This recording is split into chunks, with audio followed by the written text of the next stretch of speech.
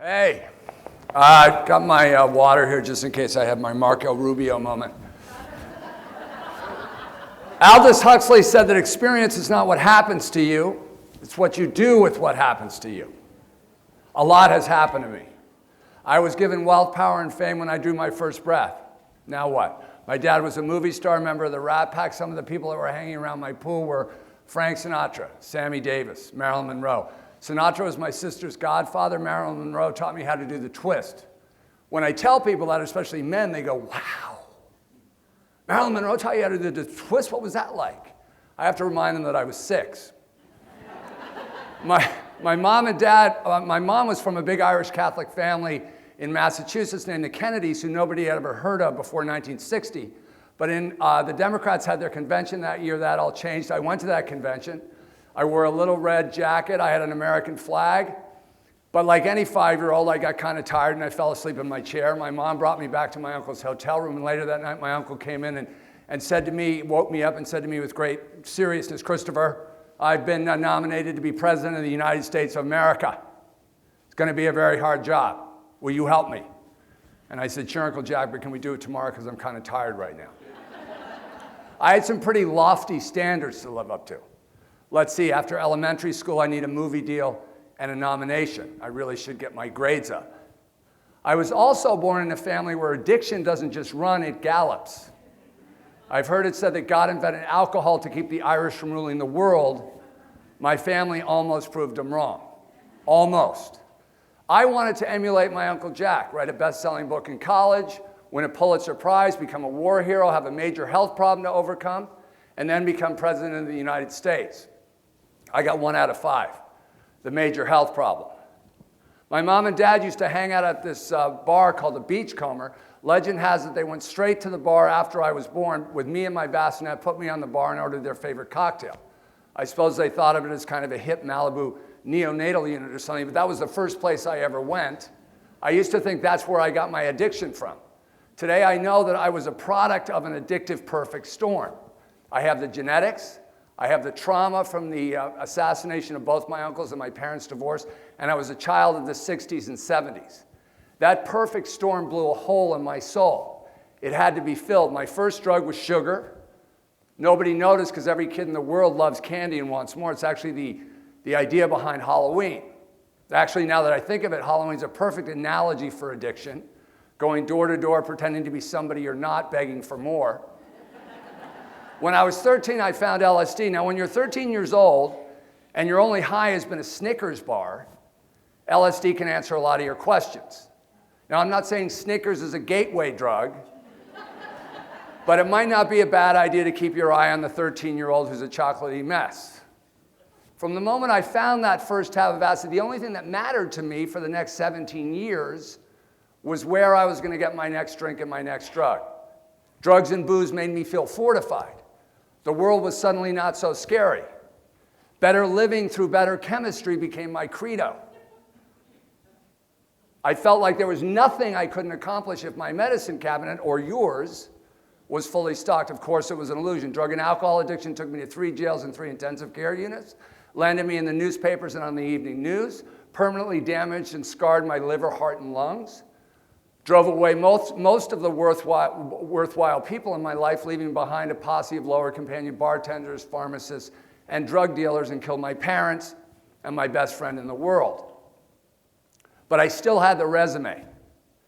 As long as an exceptional resume meant an exceptional life. If the outside stuff was good, then I was good. And I went to college, law school, got a master's certification in clinical psychology from Harvard with an emphasis in addictive behavior, while fully enmeshed in my active addiction. I held jobs on Capitol Hill and in Hollywood.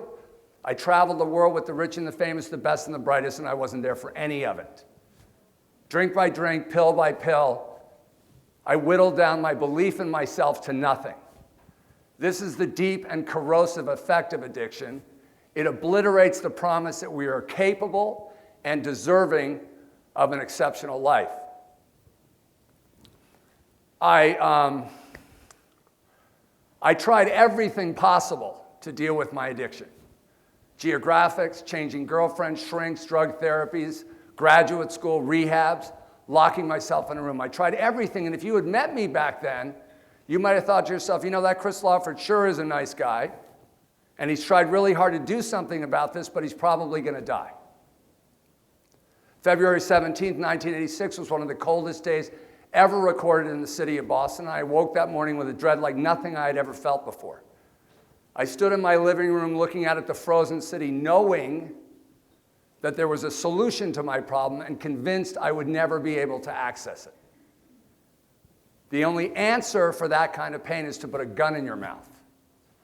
Fortunately, I didn't have a gun. In the end, what I came to is what I could change and what I had to change was myself. And so 30 years ago, at a 12-step meeting, my journey back began. I began my advocacy speaking out so people would know that addiction is an equal opportunity disease, that it can affect a family who has everything just as easily as it can affect a family who has nothing. Today, I speak out so people know that recovery from addiction is possible, that recovery is not just about staying away from a drink, drug, or behavior a day at a time, but is also about restoring and enhancing the lives of those affected, as well as the lives of those around them. During an interview I conducted with Dr. Nora Volkow for my book, Recover to Live, she said to me, she said, Chris, we understand a lot about treatment and prevention because we study those things. We spend money on those things. We don't know anything about recovery because we hadn't spent any money on it. Dr. Volkow believes that if we understood recovery better, we would get people there sooner and keep them there longer. I couldn't agree more. We do know that there are close to 24 million people in the United States who are in active recovery from chemical dependency. That doesn't include process and all the other things. There's tons of people, roughly the size of Texas. And that dramatic improvements happen across the board in those lives. And the longer people stay in recovery, the more pronounced those improvements become. We know that a majority of the American public already believe addiction is a disease, that half of American adults know somebody in recovery, would feel comfortable being friends or working with somebody in recovery, but a majority of those folks think that being in recovery means a person is trying to stop using drugs and alcohol, with less than 1 in 4 believing that recovery means a person no longer uses drugs and alcohol. That means that when they hear recovery, they think relapse. That means that when they hear recovery, they may well think unreliable, not to be trusted as colleague, employee, tenant, friend, or family member. Attitudes have consequences because they drive behavior. So how do we change these attitudes? Focus on the emerging science, and we got a lot of good science now. Get the message out that treatment works and the outcome studies to prove it. And we need to define what recovery really is. And more of us in recovery need to risk standing up and being public about the transformative, productive lives we live in recovery. Getting a person into recovery is 1% initiation of abstinence, 1% acute detoxification, and 98% relapse prevention. When a person breaks their leg, we put their leg in a cast, and when it heals, we send them to physical therapy. When a person has an active addiction, we send them to treatment. And when they heal, we send them where? Recovery has to be more than peeing in a cup and going to a 12-step meeting once a week. And it has to be in the real world. It can't be ostracized or segregated by dictate or by choice. And it has to be attractive. When I was newly sober, I was at a meeting on the Upper East Side of New York, and I was talking to this guy, and I said, listen, if I do this thing, it means I can never drink again? And he looked at me and he went, well, I mean, I suppose if there's a nuclear war, we'll all have a cocktail. And in that moment, I had my reprieve, my caveat, my loophole. There could always be a nuclear war and I would get to drink again. But then he looked at me as if he was peering into my soul, and he said with utter conviction, he said, Chris, if you do this thing, you're not going to want to drink. Because you are going to get a bridge back to life. And that life is going to be beyond your wildest dreams. He said I was going to get a bridge back to life. He didn't say I was going to spend the rest of my life only in church basements, drinking crappy coffee, helping newcomers who don't want to be helped. All I ever wanted was a big, purposeful life. And this guy said I was going to get it. And it would be amazing. And I believed him.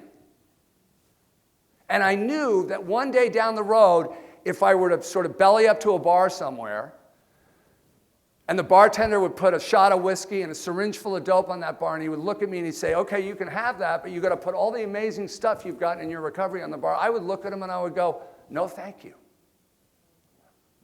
I came from people who had what looked like lives beyond their wildest dreams.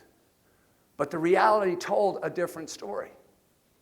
I remember when I visited my dad on the set of Ocean's 11, and I watched him and Uncle Frank and Dean and Sammy just down here at the Sands Hotel. It's not there anymore. And I watched him and Uncle Frank and Dean and Sammy run around in those really cool suits with the skinny ties trying to steal all the money in the Vegas casinos. And my fantasy was that one day I would get to do that with my dad. That never happened. The closest we got to that kind of intimate, collaborative camaraderie was the night of my 21st birthday at the Playboy Mansion when we shared a vial of cocaine together. That was the best either of us could do at the time.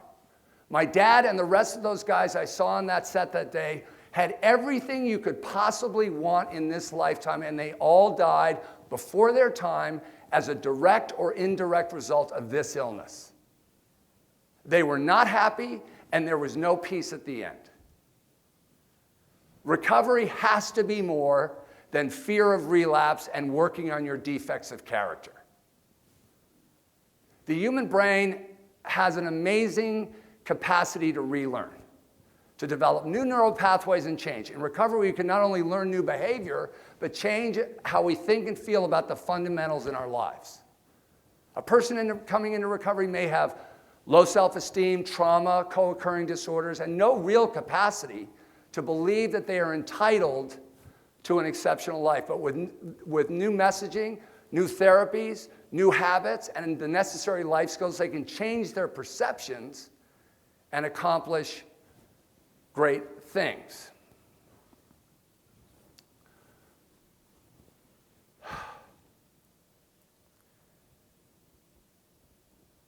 I spent 10 years trying to solve the riddle of my addiction.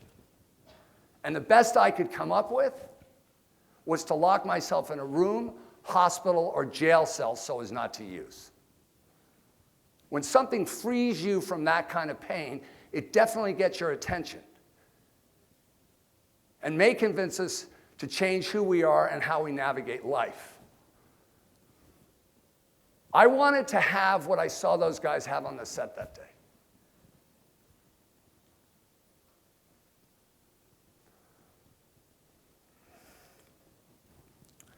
I believe that the fundamental issue here is that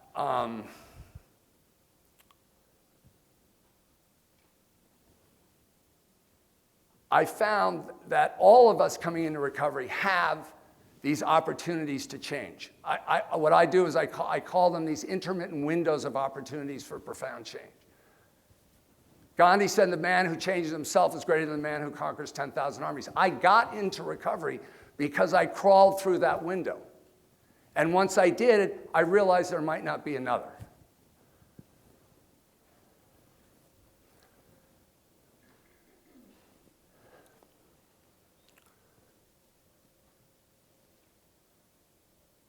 Not everyone gets to this level of recovery that I'm talking about. In peeling the onion of the causes and conditions that are at the root of my addiction, I have found that there are many levels. But there's one level that is the mother of all levels. It's nasty and messy and profoundly challenging. It demands that we not only acknowledge the fire, but that we walk into it. Many of us don't.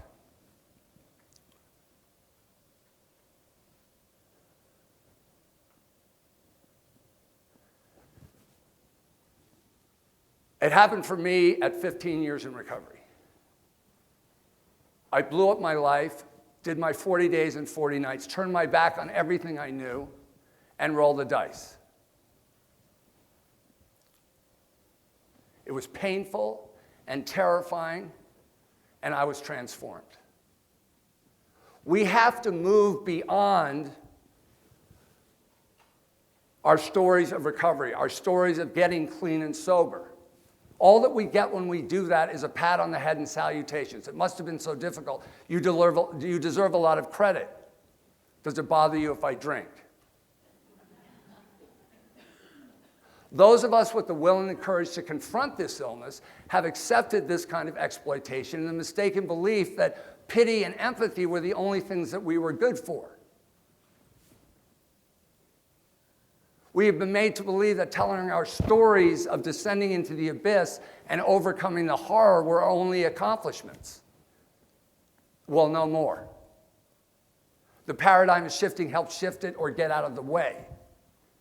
Those of us with the will and the courage to dance with the 800-pound gorilla have not lived to tell our stories, but have lived to infuse the world with our experience, strength, talent, wisdom, and hope. It's time for our community to stand up and say loudly and clearly that we don't treat other diseases as moral failings, and we shouldn't treat this disease that way either.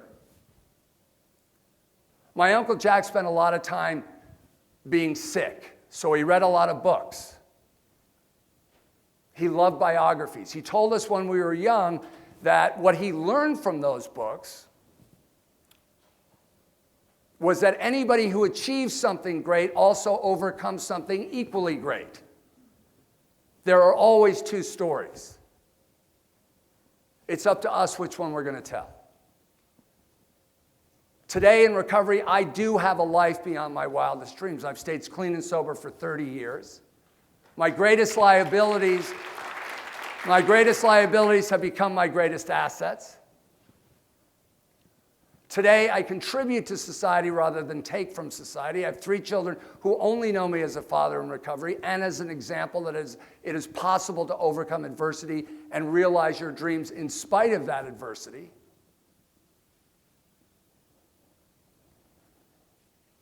I've broken the chain of addiction in my family and am fully committed to an enhanced life in recovery. I've made movies, I'm a best-selling author, was a Goodwill ambassador for the UN, I live in Hawaii, and I speak all over the world on these issues. After a lifetime of trying to be what I thought everyone wanted me to be, I have found myself in all that I come from. Today, I am exceptional. Not just because of the accomplishments in my life, but because in recovery, I get to use my experience, strength, and hope, help others become exceptional if they want to. Thank you so much.